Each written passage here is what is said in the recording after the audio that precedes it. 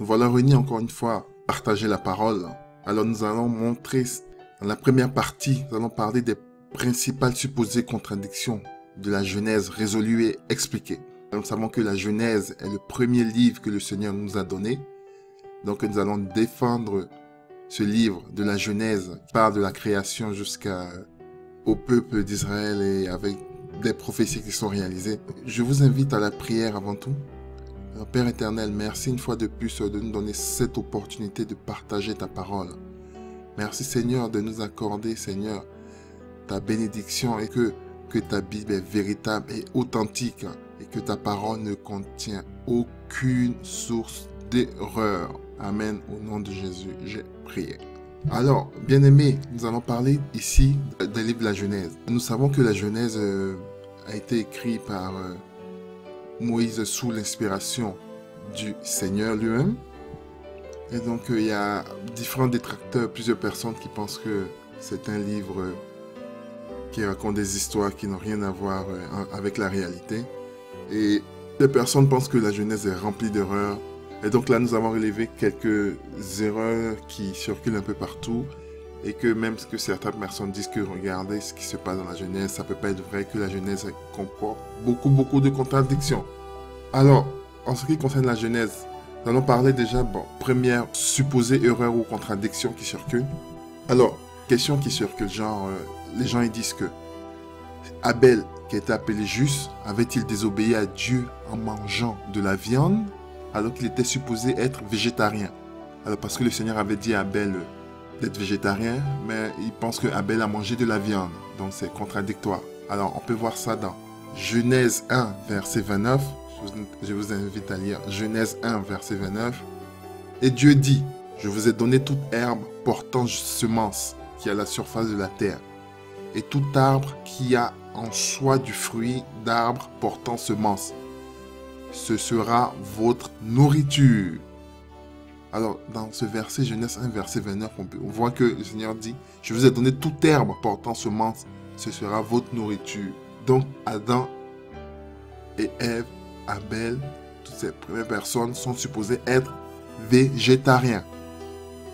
Alors, si nous lisons verset Genèse 4, verset 2 à 4, je vous invite à vérifier Genèse 4, verset 2 à 4, la Bible nous dit, elle enfanta encore son frère Abel, et Abel fut berger, et Caïn fut laboureur.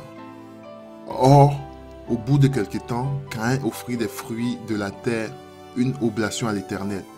Et Abel offrit lui aussi des premiers-nés de son troupeau et de leur graisse. Et l'Éternel eut égard à Abel et à son oblation. Alors, ces critiques disent que le Seigneur, il a dit, vous êtes végétarien. Alors, pourquoi Abel fut berger et qu'Abel éleva un troupeau et il offrit après de la graisse, un sacrifice à l'Éternel? Pourquoi Abel éleva un troupeau? S'il éleva un troupeau, c'est qu'il n'est pas censé être végétarien. Il était berger. Donc il a dû sûrement manger de la viande, contrairement à ce que l'Éternel a dit, que vous serez végétarien, que je vous ai donné toute herbe portant semence, que ce sera votre nourriture. Si on lit Matthieu 23, 35, afin que tout le sang innocent qui était répandu sur la terre retombe sur vous, depuis le sang d'Abel le juste, jusqu'au sang de Zacharie, fils de Baraki, que vous avez tué entre le temple et l'autel. Alors, ce qui nous intéresse ici, c'est depuis le sang d'Abel le juste. Matthieu 23, 35 précise que Abel était juste. Ça veut dire que Abel n'a pas transgressé la loi de l'Éternel. Alors que dans Genèse 4, verset 2 à 4, on nous dit que Abel fut berger. Donc, il éleva un troupeau. Alors, ça veut dire que cette soi-disant contradicteur nous disent que s'il élevait un troupeau, c'est qu'il n'était pas végétarien. Alors, comment expliquer, comment leur répondre? On va vous donner des clés ici, bien-aimés, pour répondre à ces détracteurs. Alors, bien-aimés, Abel le juste était bel et bien végétarien comme le Seigneur l'avait ordonné. Car il n'y a aucun verset dans la Bible qui dit qu'Abel avait désobéi et mangé de la viande. Abel était évidemment éleveur. On est éleveur, on est berger. On peut tirer beaucoup de profit avec l'élevage. En effet, on peut exploiter du lait, tirer profit de la laine, du lait que produisaient ces animaux. Et la Bible nous dit que Adam et Ève lorsqu'ils ont péché, Dieu fit un vêtement de peau d'animaux pour les recouvrir, pour le pardon des péchés. Alors, on va lire cela dans Genèse 3, verset 21. Et l'Éternel Dieu fit à Adam et à sa femme des robes de peau et les en revêtit. Donc, bien aimé, Abel élevait bien des animaux pour confectionner aussi des vêtements en cuir, des peaux. Donc, ces animaux ne servaient pas à la consommation, mais servaient plutôt à la confection de vêtements en cuir, en peau de cuir. Puisque ses parents lui ont sûrement enseigné comment Dieu a couvert leurs péchés avec le sacrifice d'un animal en confectionnant des vêtements de peau. Donc, Abel ayant donc appris cette révélation, s'est sûrement mis à élever des agneaux afin de mieux les engraisser et offrir le meilleur sacrifice à l'Éternel pour le pardon des péchés et non pour la consommation. Alors, voilà, nous avons résolu cette première supposée contradiction. Les vêtements d'Abel étaient en peau de cuir. C'est pour ça qu'Abel était berger, non pour la consommation de la viande, mais plutôt pour faire des vêtements en peau de cuir, pour tirer profit du lait de la vache, de la laine aussi, pour l'hiver, pour se couvrir, des vêtements, tout ça. Et également pour offrir des sacrifices à l'Éternel. Voilà, bien aimé. Alors, nous allons passer à la question 2.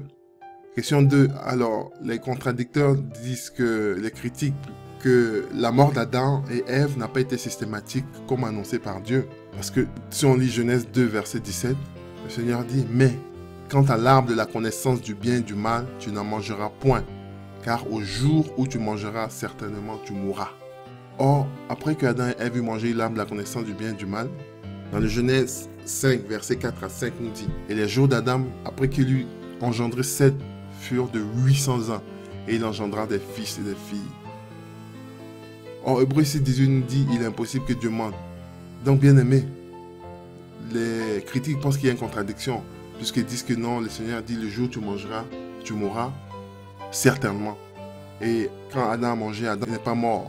Il a vécu plus de 800 ans encore après.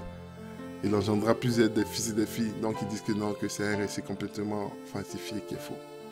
Alors qu'est-ce qu'il faut leur répondre? Ce qu'il faut comprendre, c'est que la mort, bien aimée, a été d'abord spirituelle. La désobéissance a entraîné la séparation directe d'avec Dieu. Et donc, c'est après que la mort spirituelle a été systématique dans le jardin d'Éden. C'est-à-dire, dès que Adam et Ève ont mangé, défendu lorsqu'ils ont péché, la séparation a été systématique. Comme Dieu avait dit, il y a eu la mort systématique. La mort spirituelle était systématique. Certainement, tu mourras. Donc, ce qui a eu pour conséquence l'apparition de sentiments négatifs. C'est-à-dire, Adam, ils avaient peur, ils avaient eu un sentiment de crainte, de honte et de... Voilà. Donc, c'était ça qui est une conséquence de la séparation avec Dieu. Genèse 3, verset 19 nous dit « Tu mangeras le pain à la sueur de ton visage jusqu'à ce que tu retournes dans la terre d'où tu as été pris, car tu es poussière et tu retourneras à la poussière. » Donc, le Seigneur ici, il faut savoir aussi d'autre part, c'est que le vrai sens en hébreu du mot « tu mourras », certainement tu mourras. En anglais, c'est die, dying, die. En fait, ça veut dire certainement tu mourras, qui était bien traduit ici dans les versions recommandables au Servan Martin. Donc, c'est-à-dire en fait la mort spirituelle qui est intervenue a entraîné un processus de dégradation physique qui a conduit à la mort naturelle. C'est-à-dire, lorsque il y a eu cette chute, lorsqu'il y a eu la dégradation, lorsqu'il y a eu la mort spirituelle systématique, alors cette mort a entraîné la séparation directe avec Dieu. Et cette séparation, cette mort spirituelle, va donc entraîner la mort physique naturelle, puisque son corps va se dégrader complètement jusqu'à ce que la mort physique intervienne. En gros, ce spirituel a été immédiate et donc a entraîné une dégradation physique jusqu'à ce que la mort intervienne. Il n'y a donc pas de contradiction, bien aimé. Alors, une autre question que les gens se posent, c'est que, alors, vous dites que il y a eu le déluge. Il y a eu un déluge mondial, c'est-à-dire les eaux envahies et Dieu a détruit toute la terre. Alors, pourquoi est-ce qu'on retrouve le nom de certaines personnes avant et après le déluge? Pourquoi est-ce qu'on retrouve le nom de certains fleuves qui existaient avant et après le déluge? Puisque le déluge est censé avoir tout détruit, tout était détruit, tout était inondé, il y a eu des glissements de terrain, toutes les villes, tout était détruit. Pourquoi est-ce qu'on retrouve des noms avant et après qui existent? Par exemple, Avila, dans Genèse 2, 1, 11, qui est le nom d'un pays avant le déluge. Et Genèse 10, 7 et 29, c'est le nom d'un petit-fils de Noé. Couche, pareil. C'est le nom d'une région qui existait avant le déluge. Et c'est le nom qui a été donné par Noé à un de ses petits-fils. Dans Genèse 16. Assur, c'est le nom d'un pays qui existait avant le déluge. Et ce nom a été donné au petit-fils de Noé aussi. Dans Genèse 10, 22. Euphrate. On sait que l'Euphrate c'était le nom d'un fleuve qui existait avant le déluge. Alors dans Genèse 2, 14, on peut le voir. Mais dans Genèse 15, 18, après le déluge, on remarque que cette rivière existe encore dans la région de l'Irak actuel. Alors donc les contradicteurs disent mais non, c'est pas possible. Vous dites qu'il y a un déluge mondial qui a tout détruit. Donc pourquoi est-ce que le fleuve qui existait avant existe encore aujourd'hui? Alors comment leur répondre? Alors il faut savoir que après le déluge, il y a eu un déplacement de population. Noé et sa famille ont dû repeupler la terre. Ainsi, il faut savoir que certaines places et certaines régions ont dû être renommées et certains fleuves ont dû être renommés. Et donc souvent lorsque, par exemple, ces descendants, par exemple, ils bougeaient, ils se déplaçaient, ils allaient d'une ville, d'une région, et ils renommaient en fait les places parce qu'ils avaient la nostalgie de leur ancienne vie. Souvent, par exemple, s'ils habitaient dans une région, ils renommaient ces places avec le nom de ces régions ou le nom de ces fleuves. Et souvent même, ils donnaient ce nom de ces pays, de ces régions à leurs enfants. C'est pour ça qu'on retrouve évidemment des noms qui existaient avant, qui existent encore maintenant. Ou des noms, par exemple, ou des noms de régions, de places où ils ont habité, qu'ils ont vraiment aimé, qu'ils ont donné ce nom-là à leurs enfants pour pouvoir se souvenir d'eux. Cela, donc il n'y a évidemment pas de contradiction. Par exemple, on prend un exemple, il y a des villes qui existent dans plusieurs pays du monde. Par exemple, au Canada, lorsqu'il y a eu des migrations de populations venant par exemple de l'Angleterre, des centaines d'années, des milliers d'années avant, qu'est-ce qui s'est passé? Ils ont renommé. Évidemment, par exemple, la ville de Londres, en Angleterre, il y a une ville, London, England. Il y a une ville au Canada qui s'appelle London, Ontario. Donc voilà, c'est les premiers immigrants, par exemple, qui ont redonné son nom. Donc, c'est ce qu'il fallait répondre lorsque ces noms existent. Les noms qui existent avant et après le déluge identiques sont dus au fait que, avec la nostalgie, les personnes ont renommé, lorsqu'ils ont découvert un autre fleuve, ils ont renommé ces fleuves par les fleuves qui existaient avant parce qu'ils avaient la nostalgie, ils voulaient pas se souvenir de leur ancienne vie. Aussi, ils ont redonné ces noms à ces nouvelles personnes, à leurs enfants, bien aimés. Alors, une autre question, la question 4, qui est une question assez facile. Alors, Lot est-il le neveu ou le frère d'Abraham? Lot est-il le neveu ou le frère d'Abraham? Parce que si on prend Genèse 11, 27, la Bible nous dit, voici les descendants de Taré. Taré engendra Abraham, Nachor et Haran. Et Haran engendra Lot. Alors, ça veut dire que ici, Haran qui engendra Lot, Lot est bien le neveu d'Abraham.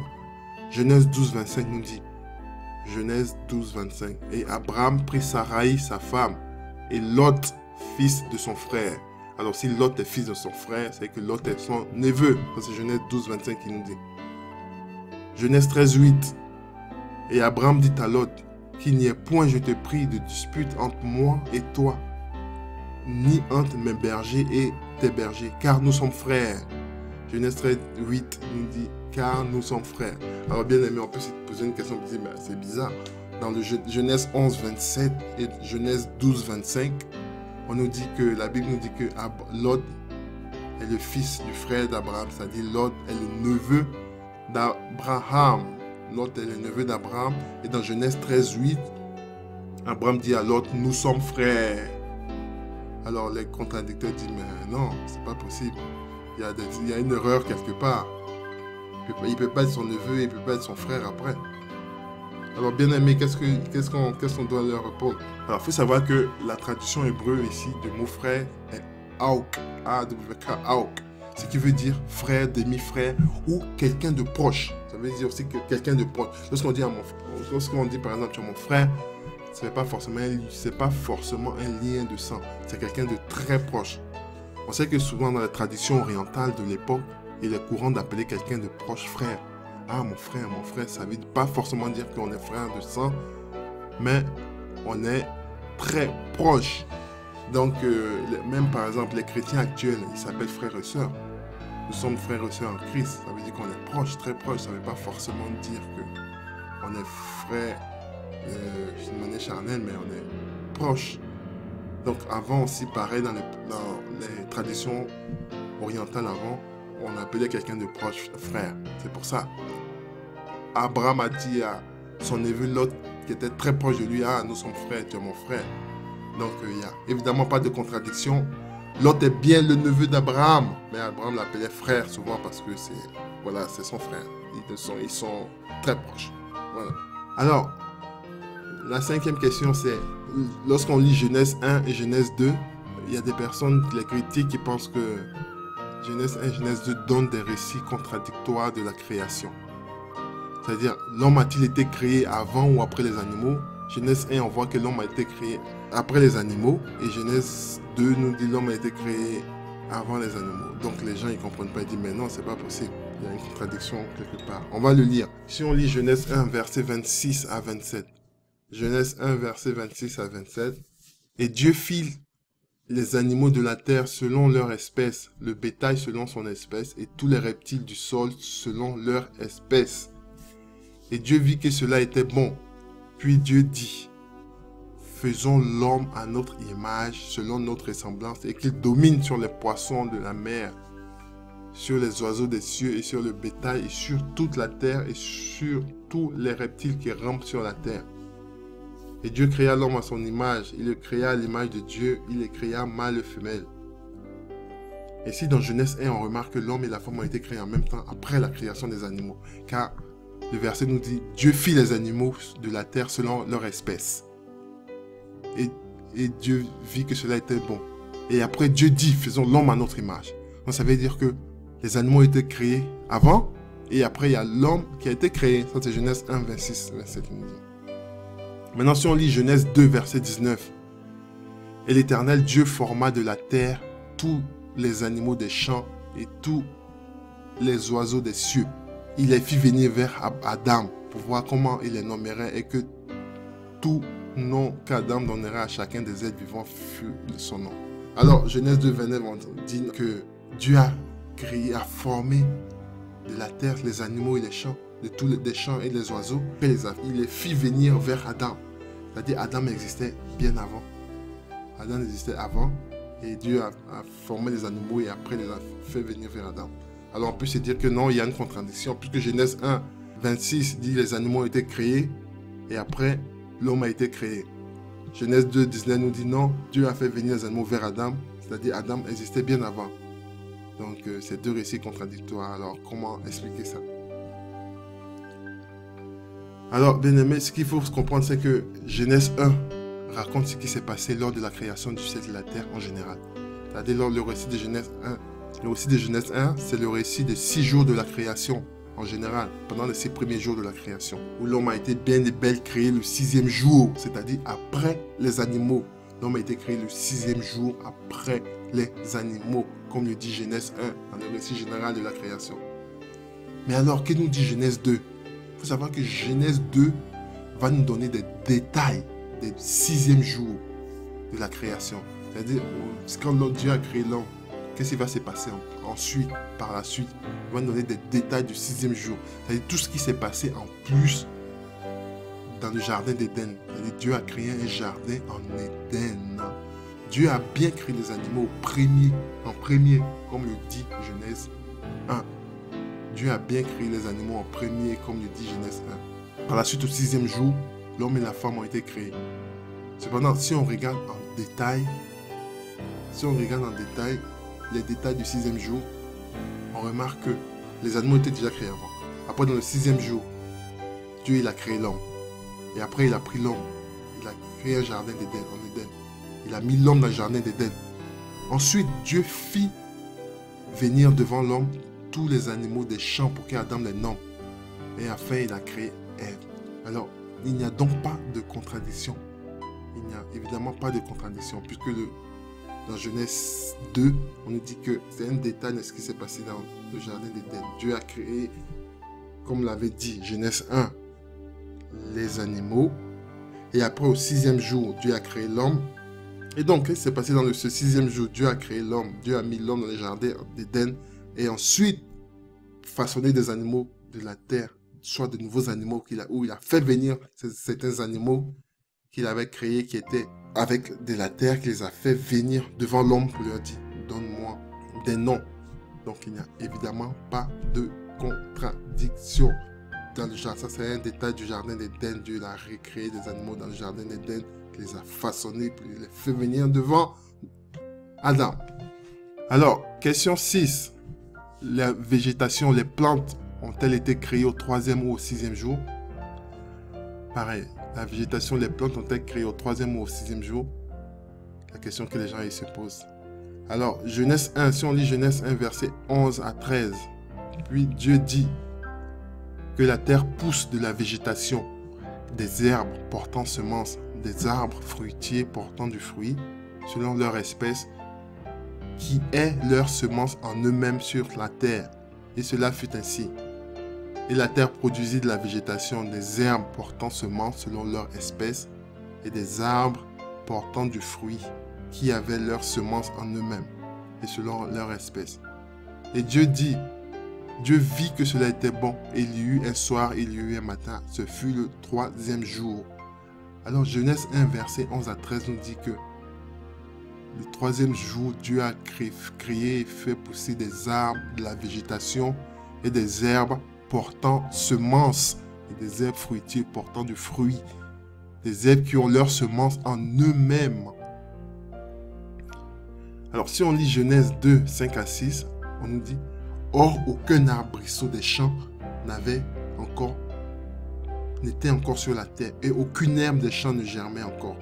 Car l'Éternel Dieu n'avait point fait pleuvoir sur la terre, et il n'y avait point d'homme pour le cultiver le sol.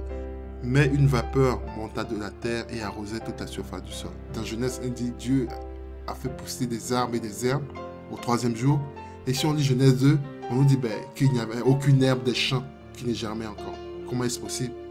Genèse 1 nous dit Dieu a déjà fait pousser de la végétation, et Genèse 2 nous dit qu'il n'y avait aucune herbe des champs. Genèse 2, verset 8 à 9. Si on prend Genèse 2, verset 8 à 9. Et l'Éternel planta un jardin en Éden du côté de l'Orient, et il mit l'homme qu'il avait formé. Et Dieu fit germer du sol toutes sortes d'arbres agréables à la vue et bons à manger, et l'arbre de vie au milieu du jardin, et l'arbre de la connaissance du bien et du mal. On se dit encore, mais c'est bizarre. Dans Genèse 2, on nous dit encore l'Éternel fit un jardin en Éden, et il fit germer du sol toutes sortes d'arbres agréables à la vue. Comment est-ce possible? Puisqu'il avait déjà créé de la végétation des arbres avant. Quand on dit dans Genèse 2, 8 nous dit encore que Dieu créa encore des arbres. Alors, Genèse 3, 17 à 18. Et il dit à Adam, puisque tu as désobéi à la voix de ta femme, que tu as mangé l'arbre au sujet duquel je t'avais donné cet ordre, tu n'en mangeras point. Le sol sera maudit à cause de toi, tu en mangeras les fruits avec peine tous les jours de ta vie. Elle te produira des épines et des chardons, et tu mangeras l'herbe des champs. Alors bien aimé, qu'est-ce qu'il faut comprendre ici? Alors, c'est que dans Genèse 1, au 3e jour, Dieu créa uniquement une catégorie de plantes et de végétation. Car ce n'est pas en fait toute la végétation, toutes les plantes que Dieu avait créées au 3e jour. C'est marqué, c'est-à-dire les plantes et la végétation uniquement sauvages qui n'ont pas besoin d'être arrosées et cultivées par l'homme pour pouvoir porter du fruit. On remarque que l'homme n'avait pas été créé en ce moment. En effet, cette végétation, les herbes et les arbres fruitiers ont été créés, portaient en eux-mêmes leurs semences et produisaient fruits, c'est-à-dire semences, sans l'aide de l'homme. Comme c'est le cas aujourd'hui, on peut remarquer des arbres fruitiers, des herbes sauvages que l'on trouve de nos jours. En effet, c'est une sorte de végétation sauvage qui n'a pas besoin de l'homme pour être cultivée, qui n'a pas besoin de l'homme pour porter du fruit. Car le Seigneur a dit ces arbres, on va le relire Genèse 1, qui dit que la terre pousse de la végétation, des herbes portant semences, des arbres fruitiers portant du fruit selon leur espèce, qui est leur semence en eux-mêmes sur la terre. Et cela fut ainsi, la terre produisait de la végétation, des herbes portant semences selon leur espèce, et des arbres portant fruits, qui avaient leurs semences en eux-mêmes. C'est-à-dire ces arbres avaient leurs semences en eux-mêmes, et ces arbres portaient fruits, produisaient sans l'aide de personne. C'était comme la végétation sauvage. Genre de nos jours dans les forêts, dans la végétation sauvage, on a des fraises des bois, on a des abricots des bois, on a des fruits des bois, on a des fruits un peu sauvages qui existent où l'homme n'a pas besoin d'arroser, l'homme n'a pas besoin de cultiver, et ces herbes, ces trucs sauvages poussent par eux-mêmes. Donc dans Genèse 1, nous parle uniquement de cette sorte de végétation et d'arbres fruitiers sauvages qui poussaient par eux-mêmes. Genèse 1. Maintenant, si on lit le verset Genèse 2, 5 à 6, stipule, alors que Genèse 2, 5 à 6 stipule que les arbres et les herbes des champs nécessitant d'être entretenus et cultivés par l'homme n'avaient pas encore été créés, c'est-à-dire les arbres et les herbes des champs. On va relire Genèse 2, 5 à 6, qui nous dit, Genèse 2, 5 à 6, « Or, aucun arbrisseau des champs n'était encore sur la terre, et aucune arbre des champs ne germait encore. » Ce qu'il faut comprendre, c'est que dans ce verset, l'Éternel précise les arbres et les arbrisseaux des champs. C'est pas comme dans le Genèse 1 où c'était la végétation de la terre. Ici, c'est les arbres des champs. C'est-à-dire, les champs, c'est précisément ce qui nécessite d'être cultivé par l'homme. Contrairement à la végétation sauvage que l'Éternel avait créée, qui existait par eux-mêmes, qui n'avait pas besoin d'être cultivée. Ici, c'est les arbres et les fruits des champs. Ici, le mot champ utilisé en hébreu est siahased ou ezem hasad en hébreu qui signifie champ et grain cultivé. Donc quand l'Éternel dit aucun arbre de champ n'avait été créé, ça ne veut pas dire que la végétation n'a pas été créée, c'est-à-dire les arbres qui nécessitaient d'être cultivés par l'homme, tout ce qui nécessite d'être cultivé par l'homme n'avait pas encore été créé, car il n'y avait point d'homme pour cultiver la terre, donc Dieu n'avait pas créé encore ces arbres et ces végétations des champs. Donc c'est très important le mot arbre des champs. Donc c'est ce qui s'est passé dans le jardin d'Éden. Quand Dieu a mis un jardin d'Éden, on dit il n'y avait pas encore d'arbre des champs, aucune végétation des champs, parce qu'il n'y avait pas d'homme cultivé, donc aucun arbre, aucune végétation, aucune herbe des champs n'avait été créée. Donc il n'y a pas de contradiction dans le Genèse 1 qui disait qu'il y a la végétation qui existait, les fruits, Dieu avait créé des plantes, mais c'était des plantes uniquement sauvages, des plantes qui existaient dans la nature, qui étaient sauvages, qui ne nécessitent pas d'être cultivées, genre par exemple des fraises, des pois, tous ces trucs sauvages qui poussent par eux-mêmes. Alors que dans Genèse 2, ça parle des arbres et des fruits des champs. Car le champ ici, traduit en hébreu, c'est Eseb Hasadeh, qui signifie herbe ou champ, et grain cultivé, c'est-à-dire des choses qui nécessitent d'être cultivées, plantées, qui nécessitent l'intervention humaine. Donc cela n'existait pas encore. C'est là que le verset parle. Genèse 2, verset 8 à 9, nous dit, et l'Éternel décrit ce qui se passa dans le jardin d'Éden uniquement au 6e jour, c'est-à-dire où il fit germer toutes sortes d'arbres agréables à la vue et à manger. Alors, dans Genèse 2, versets 8 à 9, nous dit, en fait, ça parle de, comme j'expliquais, spécifiquement du jardin d'Éden. Lorsque Dieu a créé la terre, comme nous dit Genèse 1, avec les 6 jours de la création. Maintenant, je vous ai dit que dans Genèse 2, c'est un détail de ce qui s'est passé dans le 6e jour. Alors, dans le 6e jour, Dieu, il a créé en plus un jardin en Éden. La végétation, tout existait déjà. Mais au 6e jour, ce qu'il a fait en plus, il a créé un jardin en Éden et il a mis l'homme qu'il avait créé dans ce jardin en Éden. Et dans ce jardin en Éden, on a dit qu'il a recréé certains animaux de la terre, il les a montrés à Adam pour que Adam leur donne des noms. Et en plus, ce qu'il a fait, il a recréé, il a refleuri, on va dire, il a recréé, il a remis des plantes dans le jardin d'Éden, toutes sortes d'arbres, fruits, herbes, voilà, qui étaient agréables à la vue et bons à manger. Il a refleuri le jardin d'Éden. Donc il n'y a évidemment pas de contradiction, puisqu'il a fait une œuvre de création en plus dans le jardin d'Éden qu'il a réembelli pour Adam. Et alors, chose importante, enfin, qu'il faut remarquer, c'est que dans Genèse 3, versets 17 à 18, après la chute d'Adam et Ève, Dieu maudit la terre. La terre produisit donc une autre catégorie de végétaux. Donc, dans Genèse 3, versets 17 à 18, on va relire Genèse 3, versets 17 à 18. Et il dit à Adam, puisque tu as désobéi à ta femme et que tu as mangé l'arbre au sujet duquel je t'avais donné cet ordre, tu n'en mangeras point, le sol sera maudit à cause de toi. Le sol sera maudit à cause de toi.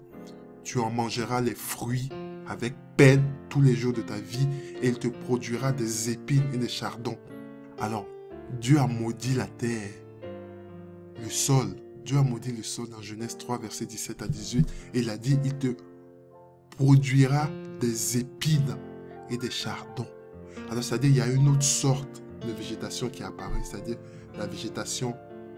Dieu a recréé une sorte une catégorie d'épines, de végétation sauvage, c'est-à-dire avec qui produit des épines des chardons, c'est-à-dire des herbes qui piquent, du poison, tout ce qui n'est pas bon comme végétation. Végétation, les plantes empoisonnées, les plantes qui ne sont pas bonnes à manger, les plantes qui sont désagréables, les plantes avec des épines, les plantes avec des chardons sont apparues en cette période-là, lors de la malédiction de la terre. Avant, parce qu'avant, il n'y avait pas ça. Il y avait des arbres qui étaient agréables à la vue. Il y avait des arbres fruitiers qui produisaient par eux-mêmes de la végétation sauvage.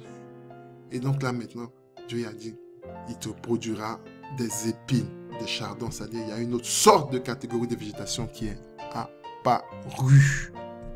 Et donc, de la sorte, c'est en ce moment-là que Dieu a planté, fit que les arbres des champs prennent naissance, c'est-à-dire Adam devait donc cultiver maintenant ces arbres et ces végétations des champs ont vu leur apparition. Alors, question 6. Adam et Ève devaient tout manger, même les plantes toxiques.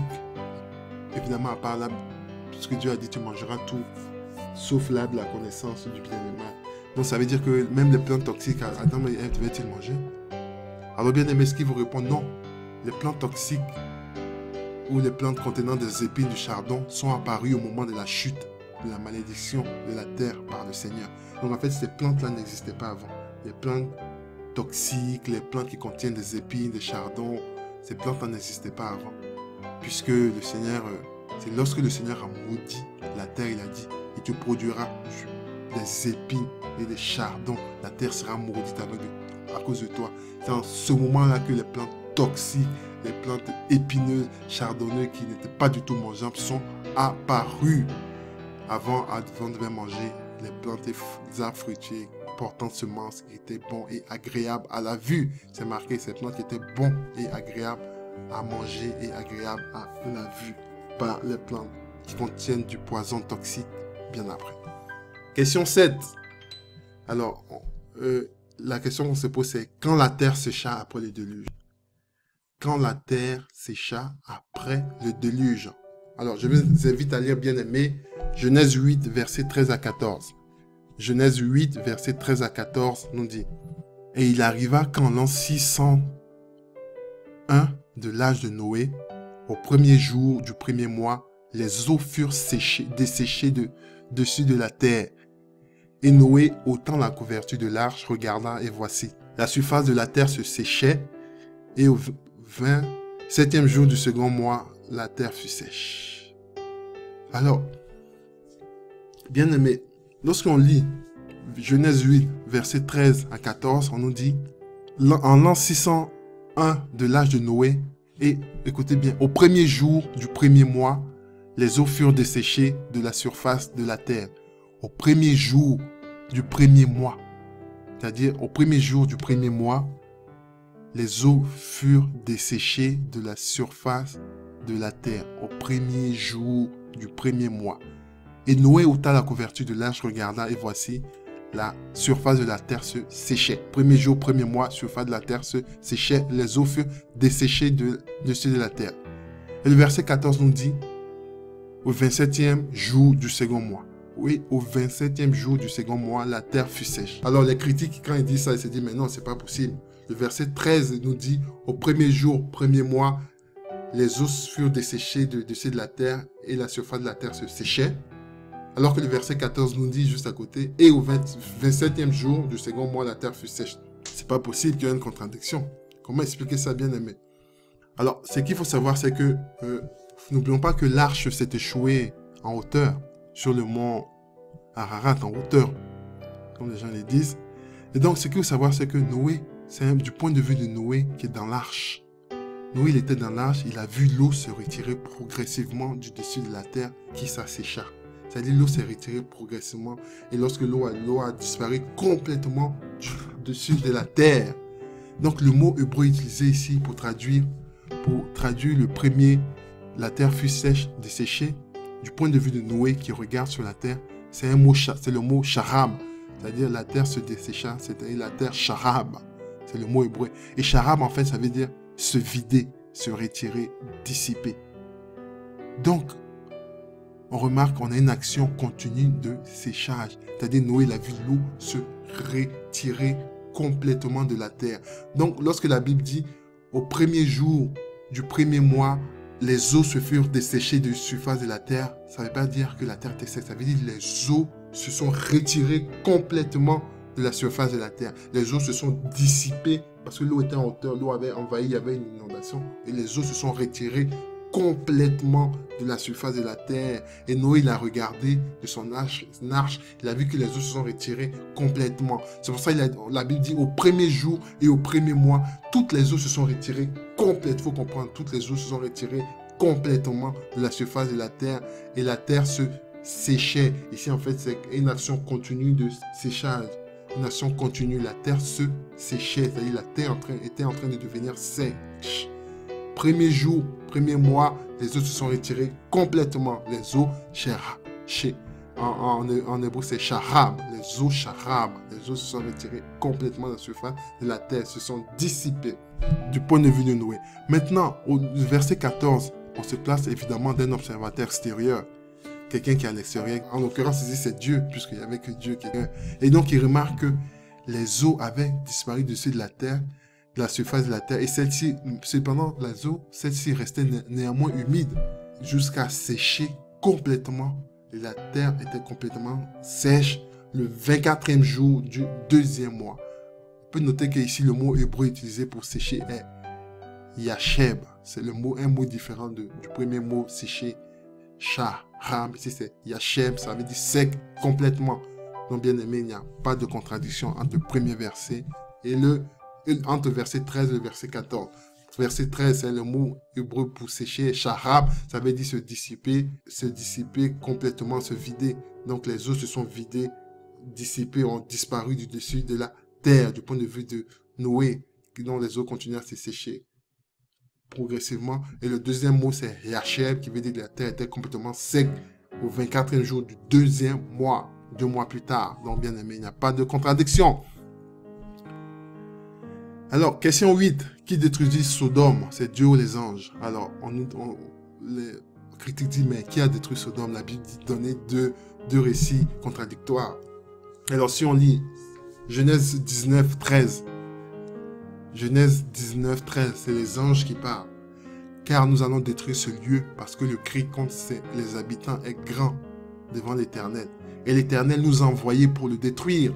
Alors Genèse 19, 13 nous dit, l'Éternel nous a envoyés pour détruire Sodome, pour le détruire. C'est les anges qui parlent.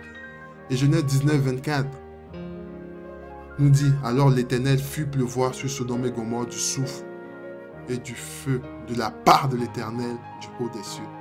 Alors, on nous dit, mais attends, les anges disent non, que c'est l'Éternel qui les a envoyés, eux, pour détruire la ville Sodome et Gomorrhe dans Genèse 19, 13. Et Genèse 19, 24 nous dit que c'est l'Éternel qui fit pleuvoir sur Sodome et Gomorrhe du souffle de feu. Alors, c'est contradictoire. Soit c'est l'Éternel ou c'est les anges qui ont détruit Sodome et Gomorrhe. Alors, qui a détruit Sodome et Gomorrhe, bien aimé? Qu'est-ce qu'il faut répondre? Évidemment, il n'y a pas de contradiction. Nous savons que, évidemment, c'est les anges qui ont détruit Sodome et Gomorrhe, mais avec l'autorisation, l'autorité qu'ils ont de l'Éternel. En fait, ils ont été mandatés, ils ont eu un mandat de l'Éternel qui a ordonné la destruction de Sodome.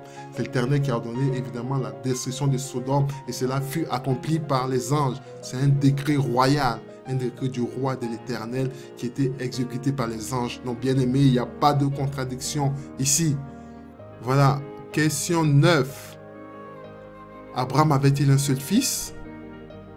Abraham avait-il un seul fils? Question 9.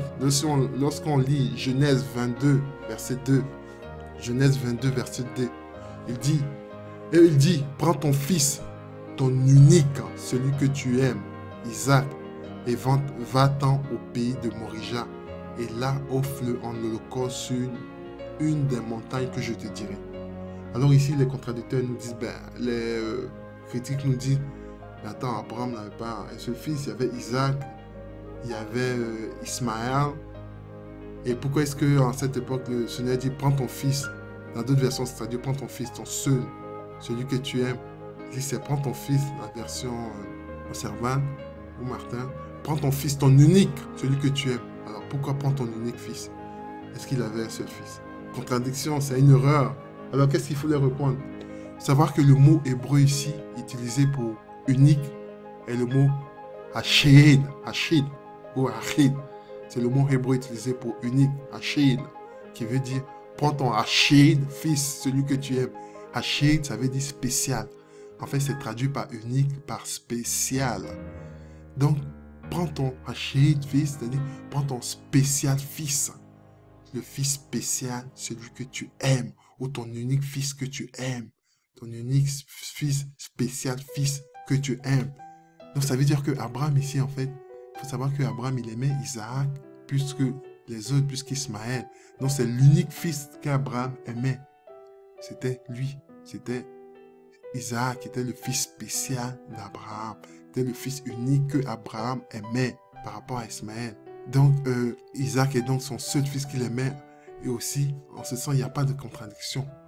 Isaac aussi, en fait, il était spécial parce que c'était le fils spécial de la promesse. Prends ton fils spécial, c'est-à-dire le fils spécial par qui la descendance va arriver, le fils de la promesse. Donc, cela faisait de Isaac le fils spécial, c'est-à-dire l'enfant de la promesse, ce spécial fils par lequel la descendance arriva. Aussi, on peut noter aussi que lorsque Abraham allait sacrifier Isaac, Ismaël n'était plus là. Donc, c'était l'unique fils qui restait à la maison, l'unique fils qui était là. Ismaël n'était plus, il était parti avec sa mère. Donc, c'était l'unique fils qui était présent. Donc, évidemment, pas de contradiction dans le sens où Isaac était spécial, il était unique par le sens que c'était le fils unique qu'Abraham aimait. Il était unique également par le sens qu'il était unique, il était le seul qui était à la maison. Au moment du sacrifice, Isaac, c'était son seul fils qui lui restait. Ishmaël était parti avec sa maman. Donc Dieu dit, prends ton fils spécial, le fils spécial que je t'ai promis, le fils spécial de la promesse, et le fils unique qui est resté avec toi et que tu aimes. Donc évidemment, bien aimé, pas de contradiction. Alors, Genèse 6, verset 19. Une autre question qu'on se pose, c'est combien d'espèces d'animaux Noé prit dans l'arche? Combien d'espèces d'animaux Noé prit dans l'arche? Lorsqu'on lit Genèse 6, 19. Mais j'établirai mon alliance avec toi, et tu entreras dans l'arche, toi et tes fils, ta femme et les femmes de tes fils avec toi. Et tout ce qui a vie dans toute chair, tu en feras entrer 2 de chaque espèce. Tu en feras entrer 2 de chaque espèce dans l'arche pour les conserver en vie avec toi, savoir le mâle et la femelle. Les oiseaux selon leur espèce, les bêtes à 4 pieds selon leur espèce, et tous les reptiles selon leur espèce. Il entrera de tous par paire avec toi afin que tu les conserves en vie. Alors tu en feras entrer de 2 de chaque espèce. Genèse 2. Genèse 7, 2 nous dit. Genèse 7, 2. L'Éternel dit à Noé, entre toi et ta maison dans l'arche, car je t'ai vu juste. Entre toi et ta maison dans l'arche, car je t'ai vu juste devant moi dans cette génération. Tu prendras avec toi de tous les animaux 7 paires de chaque espèce, le mâle et sa femelle, mais des bêtes qui ne sont pas pures, 2, le mâle et sa femelle. Alors, les gens ils se posent des questions, mais attends, quand vous dites que la Bible est exacte, mais combien d'animaux sont rentrés dans l'arche? Tantôt Genèse 6, 19 nous dit, tu prendras 2, et après Genèse 7, 2 nous dit, tu prendras 7. Alors qu'il y a une contradiction, c'est 7 ou c'est 2? Alors bien aimé, comment il faut les répondre? Ce qu'il faut savoir, c'est que le chapitre 7 de Genèse va nous donner une précision, c'est-à-dire sur les animaux purs, lorsque Noé entra dans l'arche. Alors, lorsque Noé entra dans l'arche, le Seigneur lui a donné une précision, qui a dit, bon, évidemment, tu prendras 2 de tous les autres animaux, mais en ce qui concerne les animaux purs, tu prendras 7. Car en fait, il faut savoir qu'après, Noé, il a dû sacrifier, il a offert des sacrifices en holocauste à l'Éternel. Donc, il a utilisé les animaux purs. Donc, il fallait beaucoup plus d'animaux purs pour pouvoir les offrir à l'Éternel en sacrifice, en holocauste. Donc, c'est pour ça qu'il a dit, prends 7 coupes d'animaux purs. Prends 7 coupes d'animaux purs.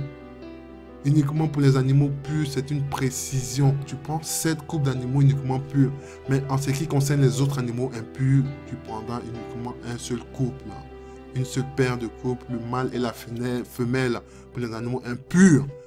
Donc, évidemment, bien aimé, il n'y a pas de contradiction en Genèse 7, 2 et Genèse 6, 19. Genèse 6, 19 qui parle en général des animaux impurs, qui dit tu prendras un seul couple, une paire mâle et femelle, des animaux impurs, 2 de chaque espèce.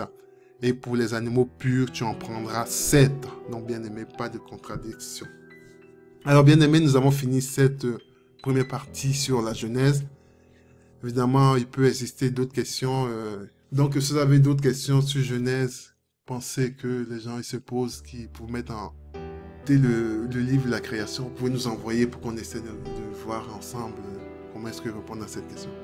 Alors, shalom à tous et puis que le Seigneur vous bénisse. N'hésitez pas à nous contacter si vous avez des questions ou des remarques éventuelles par Skype. Le nom Skype, c'est Le Roi qui vient. Skype, le nom qui revient, ou par mail, contact avec S à la fin, @leroiquivient.com. Alors que le Seigneur vous bénisse et à très bientôt. Shalom.